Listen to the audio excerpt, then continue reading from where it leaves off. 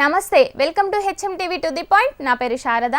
గిరిజన కుంభమేళ మేడారం సమ్మక్క సారలమ్మ జాతరకు ఆర్టీసీ సిద్ధమవుతుంది ఫిబ్రవరి 21 నుండి 24వ తేదీ వరకు జరిగే మేడారం జాతరకు భక్తులు పెద్ద సంఖ్యలో తరలివస్తున్నారు అయితే మెజారిటీ భక్తులు ఆర్టీసీ బస్సుల్లోనే ఎక్కువగా మేడారానికి తరలి వెళ్తారు అయితే ఈసారి జాతరకు మహాలక్ష్మి ఫ్రీ బస్ ఎఫెక్ట్ పడుతుంది మేడారం జాతరకు ఆర్టీసీ ప్రత్యేక బస్సులలో భక్తులకు మెరుగైన సేవలు అందించడమే లక్ష్యంగా ఏర్పాట్లు చేస్తోంది వచ్చే నెల 21 నుంచి 24వ తేదీ వరకు 4 రోజుల పాటు వనదేవతల జాతర జరగనుంది జాతరకు భక్తులను చేరవేసేందుకు వారం రోజుల ముందు నుంచి ప్రత్యేక బస్సులు నడుపుతుంది ఆర్టీసీ ఉమ్మడి వరంగల్ కరీంనగర్ ఖమ్మం ఆదిలాబాద్ నిజామాబాద్ రంగారెడ్డి జిల్లాలతో పాటు హైదరాబాద్ మహారాష్ట్ర నుంచి బస్సులు నడిపేలాగా రూపొందిస్తున్నారు తెలంగాణ వ్యాప్తంగా 50 పాయింట్లను ఏర్పాటు చేసి 6000 బస్సులను నడపనుంది మహిళలకు ఫ్రీ బస్ కావడంతో మేడారానికి బస్సు కొరత ఏర్పడింది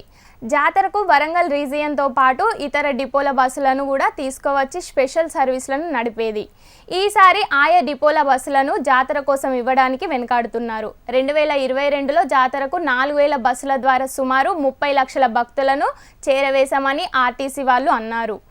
ఈసారి 6000 బస్సులకు ప్రణాళిక రూపొందించామని ఆర్టీసీ వరంగల్ రీజనల్ అధికారి శ్రీలత చెప్పారు నిర్దేశిత బస్సుల్లో మహాలక్ష్మి పథకం మహిళలకు వర్తిస్తుందని ఆమె చెప్పారు ప్రభుత్వం మహాలక్ష్మి పథకంలో మేడారంకు మహిళలకు ఉచిత ప్రయాణ సౌకర్యం కల్పించడంలో ఈసారి భక్తులు పోటెత్తుతున్నారని పూర్తి ఏర్పాట్లు చేస్తున్నామని ఆర్టీసీ అధికారులు చెబుతున్నారు